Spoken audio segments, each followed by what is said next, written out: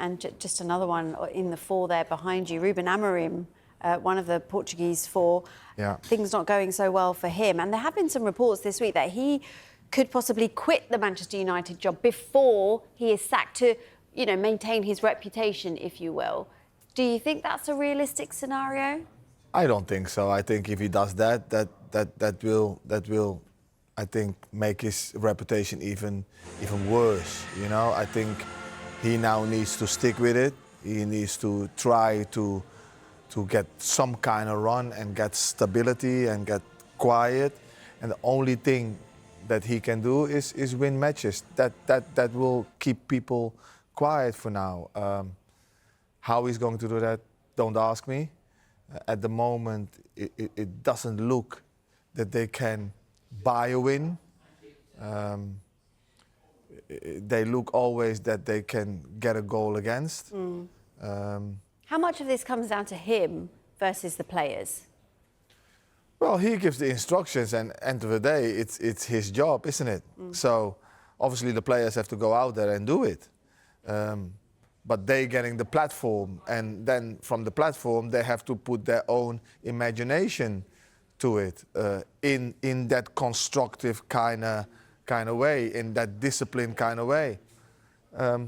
But there is something that is not clicking. There is something that is not working.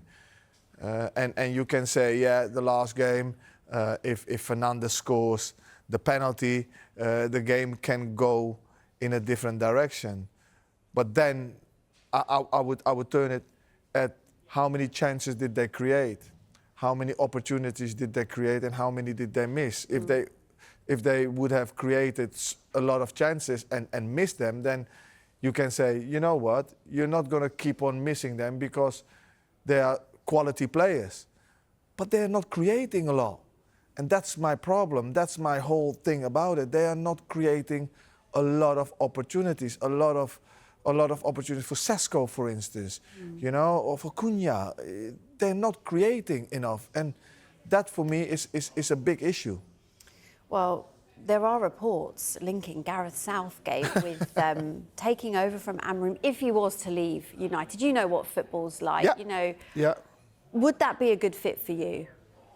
Look, I don't like to see managers getting the sack and all that kind of stuff. But look, Gareth would be a great appointment. He's good talking to the media. He gives young players opportunities. What Manchester United stand for. He's got a brilliant playing style. You know, he wants to play good football and dominant football. He will calm it down. He will be clear. He will be clear. So in that aspect, he would be a brilliant appointment. You know, you know him really well. get the opportunity. I don't know. You know him well. What is he like? As I said, he's very assured of his way, where he wants to go, and his communication skills in communicating to the people around him and the players. He's very clear at that. You know. And yeah, he gives young players opportunities. He's not afraid to give young players opportunities, and that's what Man United stands for. So in that aspect, he would be a brilliant appointment. Well, for now, it is Amorim. I know you told me not to ask you this, but that's my job. How does he turn things around? He needs to keep on believing. Does he stick to what he's doing, or does he need to adapt? I think every good manager knows how to adapt and when to adapt, and is not afraid to make changes, and has to be flexible. You know, we all have a belief in how we want to play, but you have to have the players to be able to play it. And if you don't have the players, you need to adjust yourself.